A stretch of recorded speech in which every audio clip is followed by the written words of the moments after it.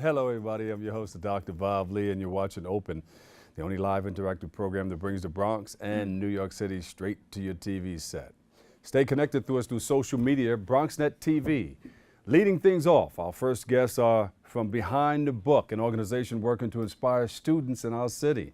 Joining us with more information, we have Joe Umas.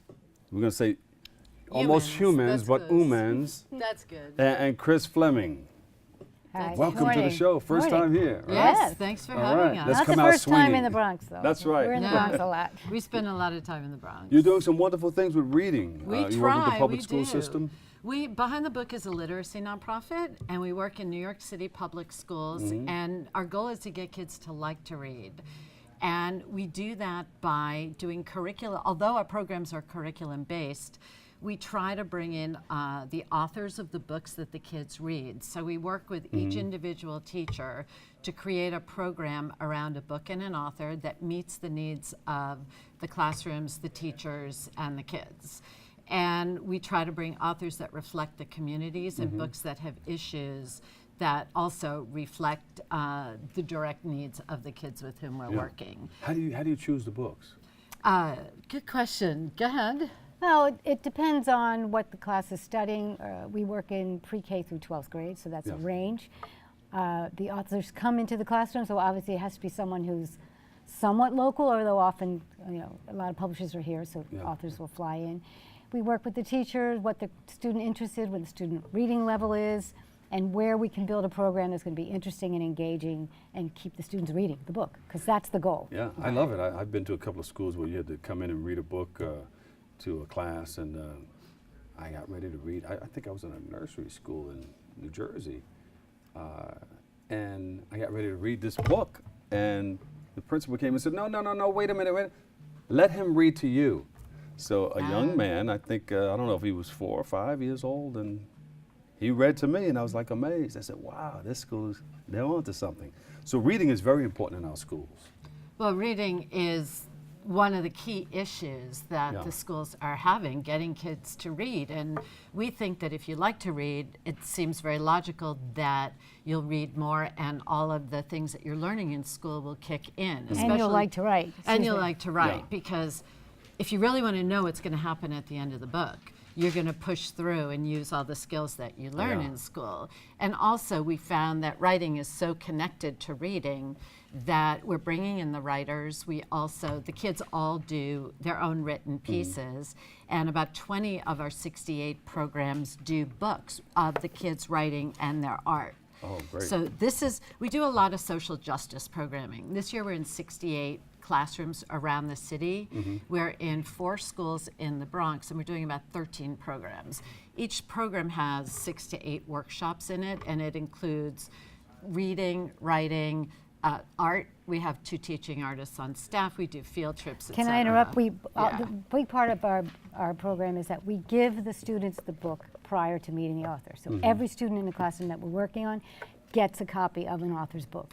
Then we work with the program with the teacher, how far along they're going to read, how we can help them scaffold the reading, what we can do for questions. Then the author comes in and the students meet the person that's written the book that they're reading. Excellent. And that's a very, very We need exciting, you guys profound. in our schools. Right. And we actually encourage the students, if they didn't like the ending, to tell the author. Say, why'd you have that ending? So it's a real dialogue, and because the author comes more than once, the students get to know. And it's in a classroom. It's not an assembly. It's in the classroom with the author, often in a seminar, roundtable discussion. So this is a great example of one of the books we use a lot in our high school classes. Sophia Quintero, the author, lives in the Bronx. The book takes place in the Bronx. And do you want to tell a little bit about it? Sure, give us a quick well, synopsis. it's I'm not going to give it too much away. The underlying question that we present with the students that they respond to writing is it ever okay to do a bad thing for a good reason? So Ephraim's a young student in a high school in the Bronx, wants to go to college, doesn't have the funds, so he does something that's not quite legal to get that money. And so a lot of things take place. We deal with the family issues, the social issues, but the underlying dilemma is, how do you justify that? Yeah. So then the students take from that writing, we then produce they bring art and they write their own stories, their own fiction. Got it. Got it. And we have them, the books are designed and published professionally by pro bono book designers. class. They have all the same parts in the book that any book you'd buy in a store or take out of a library has. I like The kids write the title. Beside writing and doing the art for each of There's the their visiting pieces, authors. we have a class bio, we have an author bio, There's the table of students. contents. I mean, the same thing as you'd buy in a store. Also, we give it to the school library and it gets an ISBN number so other kids can take the books out as well. There you go. So we try to produce published authors by the end of our programs. Tell me, how do you motivate and inspire a student who not into reading too much, but how do you get them into it? Well, that's most of the kids, I hate to say most, but I tend to say most of the kids with whom we work. And I think that book ownership is part of it. When they look at the book and they see it's about an issue that's important to them or something they may have seen themselves, it might take place in the same place where they live. Things like that make it really important and make it pretty engaging for the kids. They may say, "Oh, I don't read too well, and I don't." But then We they hear want that to a know, lot. is Efren going to jail? Is Efren not going to So jail? the book pulls them into it. Yeah. Yeah. And Makes them then want they to turn the meet page. the author. And the author, in this case, Sophia, lives in the Bronx, speaks like they do, looks like they do, grew up like they do. They pretty much are really interested, boys and girls, to meet that author. A little bit of street lingo and everything. Yeah. Whatever, however it goes, yeah. And Identification technique. And well, perhaps. It depends on the kids and the students and the author. So the authors are always charismatic. That's a big part of it. That they really like the kids. They really want to know what the kids have to say. Yes. And we're trying to give the kids the tools to have their own voices. Excellent. Which is part of the social justice piece. So many of our programs have become social justice because or social justice related, because we've seen the need for kids to be able to develop and express themselves. It's the most important thing. Yeah. Once you can do that, the rest again follows. So a lot of our programs are how to take care of yourself in a situation. What's the best way to act Yes. through the books that they're reading? do our public schools need more books? There's no question our public We schools do. need more books. Some of the schools we work in don't have libraries. Many of them don't. Yes. So we provide also a lot of books for the libraries. Right. As many as we can, we try to get from publishers and Publishers other and organizations. And we So give there's room books- for library building in some of the schools that Absolutely. you work with. For sure, they need librarians, they need libraries, they need the space, they need the books, they need to know how to use the library, so the kids have to go to the library. I think that's, I grew up going to the library, I think once a week as a child. I think that's really important. I And still have my access to library book. card. Me too. Of course, of course. Tell us one thing that we need to know before we go.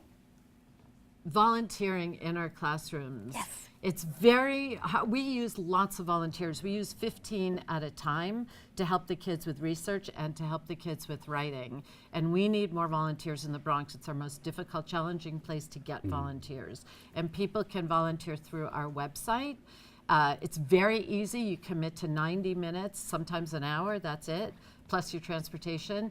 And the program coordinator explains what you do. You don't need experience, but we need Bronx people in our The classrooms. kids love it. Because if there's 33 kids in a classroom with one teacher, when they've got other adults in there that are listening to their story and helping with their writing, it's a beautiful thing. Absolutely. I Yeah. love the work that you guys are doing. Thank you Keep very up the great much. work and Thanks. Great to get meet to more of you. our schools. Bring Yeah, more come, books hey, out. come on, come with us. Yeah, we would you love should to. volunteer. We'd love to have you. I would love to volunteer. that's We'll great. do it, okay? Fantastic. Yeah, they- All right, kids give would her a love to big meet round of you. applause. Joe Oomans, Executive Director behind the book, and also founder, and Chris Fleming, Program Yes. Coordinator behind the book. Let's get behind them. They That's get behind the right. books. Thank you. Thank you guys so Thank much you. for coming, Thank you. okay? Our pleasure. Hey, did you know this? Women in their lifetime, the average woman will go through a long period of time using lipstick. Let me see, I'll tell you. Listen, You it's sound right here, like look. me. It says, did you know the average woman will consume over 6 pounds of lipstick in their lifetime? Good thing I'm not average. I'm wearing lipstick for you guys. I got you. We're Give out, another right? big round of applause, everybody. it's fine. All right, stick around for a second. We have to take a quick break, but we'll be right back with Oh, more I Open thought, Next.